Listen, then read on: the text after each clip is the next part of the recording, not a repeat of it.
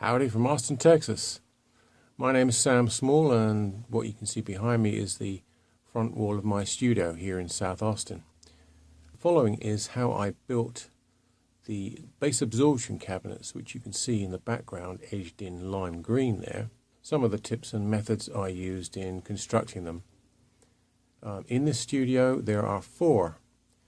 The two there, another one there behind the clutter of instruments, and across here. So four in all, and it's pretty much solved the awful problem I had in this room of massive bass response. There was just one more problem, which was the lower D, and I nicked that out with some parametric EQ. You're not supposed to do that, but it's pretty much flat now, which for a room this size, which is 10 by 11 by 10 foot high, is pretty good, and it sounds good. Anyway, here is how I went about making the cabinets. This here is the offcuts, and over here are the boards that have been cut for the four cabinets. This is what I decided to do with marking out lines to the dado, which was to cut or drill some small holes in my set square, as you can see there and there, and then simply put a ruler in, put a pencil in there, and then just move. And that will pretty much guarantee that the lines on each board are the same, so I don't have to measure up every board. And so, using the holes in the T-square method, you can see that the lines for the dados exactly line up, which is pretty pleasing. End of the first day's labour. All the boards have been marked out, including the tops and the bottoms, and also a guide mark so the router won't go through the edge, because the edge shows. So I need to put a plunger router into there and mark all the way down through the end, so there's marks on there. So tomorrow we will create another jig. Day 2, and what I've been doing is marking out my jigs. This one is the first one. These marks here are for the biscuits. On this long side there's 3. The top is marked, unsurprisingly, top. And I've also a ½ inch from the edge marked these holes for the pilots for the screws, so that when this jig, measuring jig, goes on each of the sides, all the holes and the biscuit marks especially will line up. And there's 2 more. There's another one here for the top and the bottom of the sides. Beautiful day here in Austin, Texas, and what I'm doing now is using my jig, which you can just see is that's this piece of wood here, and I've used C-clamps on either side to keep it firm. I tried holding it with my hands and it slips, so it's worth spending just a few seconds putting the C-clamps on, and then simply we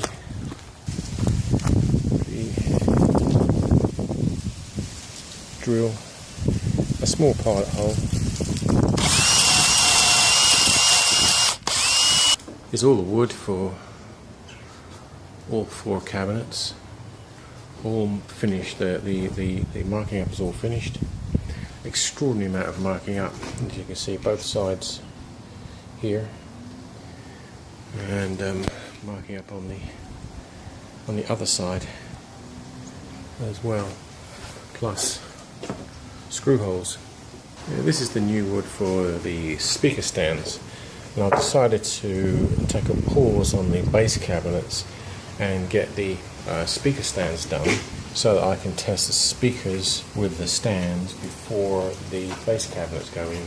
I'm going to use some offcuts, which is one of these for the surface, and also these for the stands. And I'm in the middle of marking out the speaker stands, which is somewhat simpler than the bass cabinets. The biscuit cutter, which enabled me to cut the biscuit slots in the sides of the speaker stands, and here, and also some pilot holes for the screws. And now I think it's time to assemble. This is the first dry fit of the speaker columns. 37 inches, I think. And not so bad. Not so bad. I might have the middle of the fitting a little bit. Biscuits didn't quite line up. I have to discover why that is. But altogether, pretty good. What I've done is to assemble the columns, but the tops are still loose. I'm not quite sure whether they should be filled or not, and I've yet to secure them to the bases. But that's pretty much what the whole thing looks like. It's not such a good day here in Austin. It's quite cold too. However, what I'll be doing today is starting the finishing on the columns of the speaker cabinets. As you can see, I've rounded over the edge with the router, and it's done a pretty good job. But very messy, as you can see from my jacket. Lots of dust. So we're going to carry on doing the second one. Day 6, I think it may be day 6 or maybe some other time. I've fixed the bottoms of the speaker stands. They are, of course, inverted at the moment, waiting for the carbon filling to arrive, and then I should put the top on there and then paint them. And meanwhile, I'm using my friend the router to create grooves in what these are, the tops and bottoms of the cabinets. I seem to have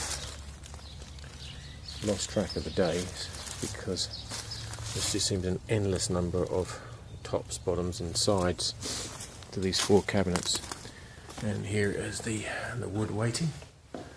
And yesterday I managed to get on some pegboard.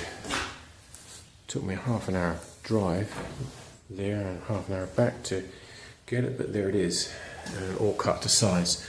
So we have all the wood now for the cabinets. And this is what I'm using, which is a fence on either side, and in theory the router goes pretty smoothly and in a straight line. However, it's not quite doing that, which is frustrating because the density of the MDF is not as uniform as they say, so you hit a hard piece and the line goes wiggly. Anyway, you can go over it and straighten it up, but it doesn't look very good, but it will still work, I think, so I'm not too bothered. And these are the finished cabinets, and you can see the dados. That cost me a lot of effort. I think it's worth it. I think it's worth it. And so pretty much ready for the carbon and the foam. And of course, this is the last one here. And I thought I'd show you with the boards in.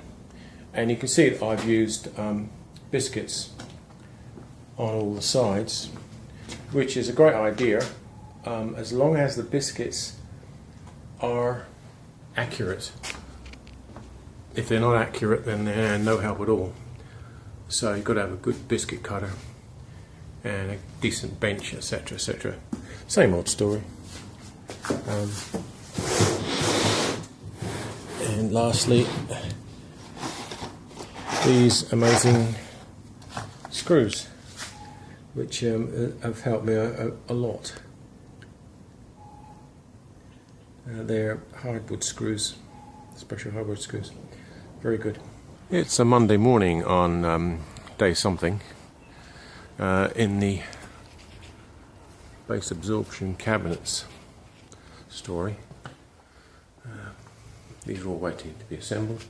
And what I'm doing now is to put a line of cork around each of the layers and dividers in each of them. As you can see,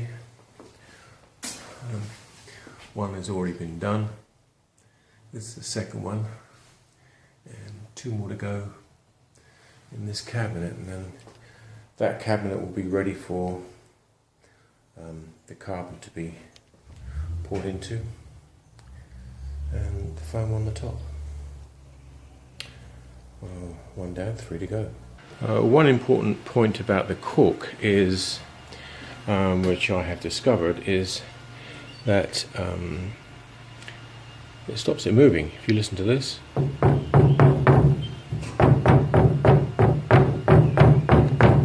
that is a rattle. And now, after the corking has been put in,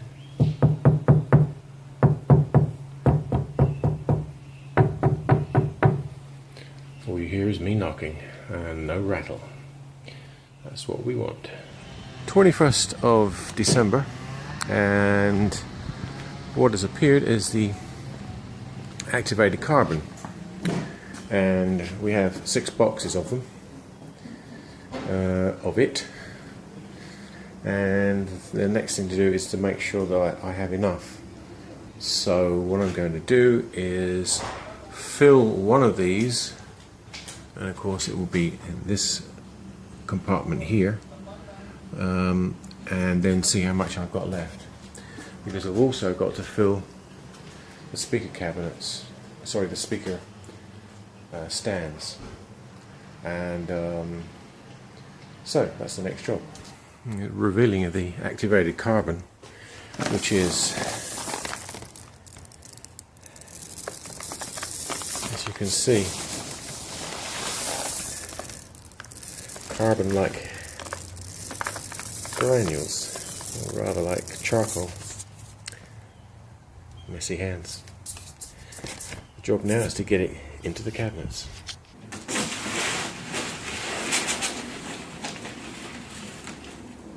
This may be a slow way of putting it in, but I think I'll get there in the end. The bag weighs 55 pounds, so it's rather a lot.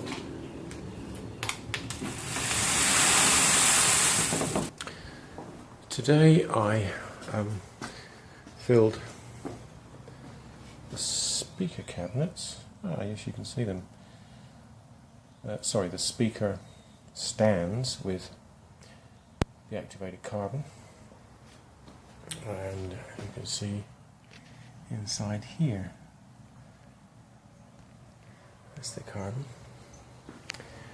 And the next job will be to put the tops on, and that will effectively seal them.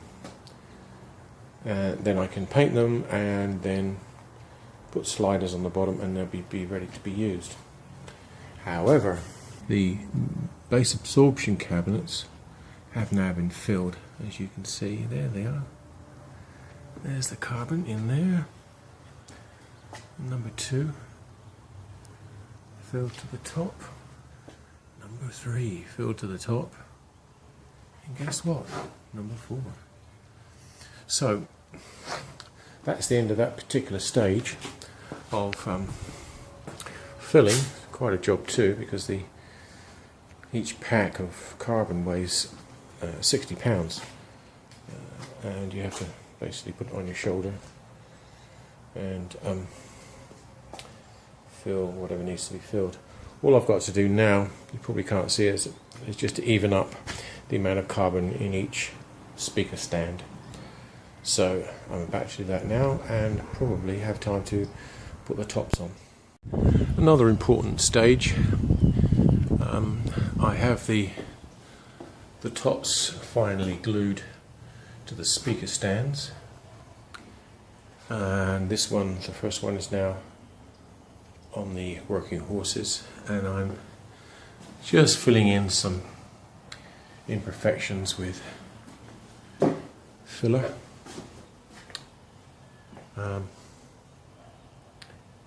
Following that, we'll be painting. I think I'll do one at a time. And then the final stage, which I shall show you next. One speaker stand has been painted matte black. That's why it's difficult to see. What I've done on the base is to put furniture sliders. I'm convinced they're going to work, rather than put casters on, because these things are quite heavy. So I put Gorilla Glue on and using tape as clamps. The other one still to be painted and finished. My little bits and green rope, which will be used on the cabinets, I'll see in the future. It's 9:30 PM and the second speaker stand is pretty much finished. The other one's now in the studio, so now all that remains is to be transported into the studio, replete with its furniture sliders, which actually works very well. Another important stage in the project, which involves my friend the router and the 2 horses, is the final fitting of the tops of the cabinets, which was slightly problematical. For one reason, that the slots in the bottoms weren't quite deep enough, therefore the tops here were too proud, so that I had to router these slots deeper. But having done that, when you see the final stage, everything goes perfectly down onto the sides and back. I thought I would ceremoniously show you the last few screws of the project.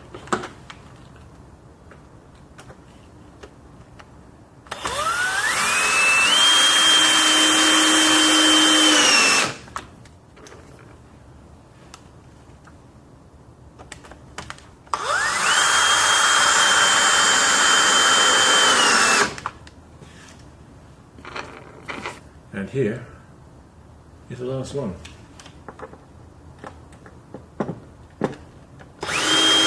And while we're talking about wood screws, these are the 8 I've got left from a quantity of 200. There's 3 cabinets in the garage now. There's one's outside, and what I've just done, again with my friend the router, is to round the corners off, as you can see, and also put a rabbet all around the front. That is to eventually take the speaker cloth. It's late in the evening and just finished painting the first cabinet, and now with the furniture sliders pretty much all finished. I'm not going to put the speaker cloth in or the foam. We're going to try this, just two of them in the studio, just to see what happens. A friend of mine is going to come and help me very soon now, and with a little help from a strong friend of mine, we managed to get the cabinet, at least the first one, into the studio, and there it stands. It's big, over 5 feet high, and it will go against one of the walls. We're not sure exactly where, but I did test it, and remarkably it soaked up, I would say, 40 to 50% of the bass frequencies in this room. As you can see, it's a small room. So in the backyard, as you can just about see, is the second one, and that's next on the list.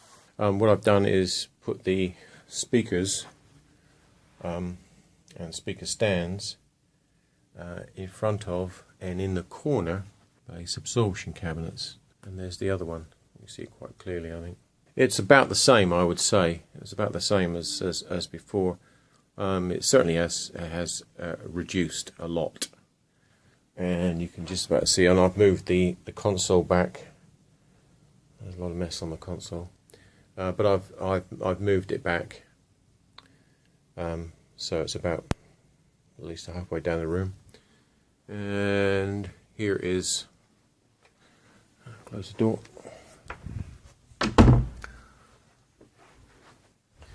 One wall, that's the right wall. Here's the front wall. That's around the window. There. This is the back wall. And I've not treated the doors. I'm going to do that, I think, because that could be some reflections. And so that's it for the situation as now. The completion of the bass absorption cabinets now switches to the studio itself, which is now in a mess. First one is now completed with its lime green surround. Number two is partially completed, as you can see here. The foam is inserted and glued. There's a little space on the top which requires putting in. Anyway, I need to take those out and glue them. Another little detail, this time on the last cabinet, is how I'm putting the speaker cloth actually on the front of the cabinet. If you remember, there was a rabbet that I cut with the router all around, and so that allows me to staple on in quite a decent tension the speaker cloth. I haven't yet finished all the staples, but staple actually inside the rabbet, and then in there, which I'll show you on the next phase, is where you put the coloured rope. Last job on the last cabinet. Wow. Just a little detail near the end of the process. How I place the green cord into the rabbet, which was with glue rubbed in with my finger, and then you simply push the green cord into the side of the cabinet. And finally, the lime green outlines are the bass cabinets, one behind the speaker, the one next to it, and of course identically the other side. Now comes tuning, which means probably more foam, but the sound is much better than it was due to these enormous machines. Several weeks later and the studio is in disarray. That is because I've discovered that the ceiling, which is now bare, should be covered in foam. So how to get there? It's a very narrow space. I've tried the ladder and it's really difficult to get to the ceiling. I've managed to do one of them with pins, but I'm afraid they might just fall down because it's pins in sheetrock and it's vertical. So what I decided to do is do a jig, and this is the first part of it. Lay the foam on a piece of board like so, and then push it up to the ceiling. I love it when a jig comes together. Here's the finished jig with a pole underneath and two stops here. That's so that the foam can slide up to the end like so, and this is a distance here for spacing and across the top, and this is the last one I'm going to do. So here we go.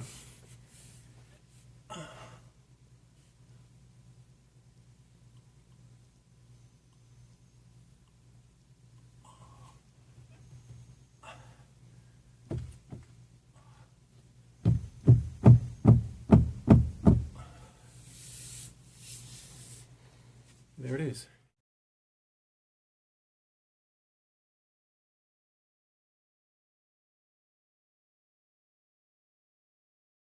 I hope you enjoyed today's video. If you did, give me a thumbs up so I know that it had value to you. And please, if you have any questions, leave them in the comment section and I'll be more than happy to answer them for you. Alternatively, if there are other topics that you wish to discuss or see discussed in a video presentation, send me an email, info@acousticfields.com, and we'll get them on our list and get them done for you. I release a new video about every week, so stay tuned to our YouTube channel and keep updated on our new videos.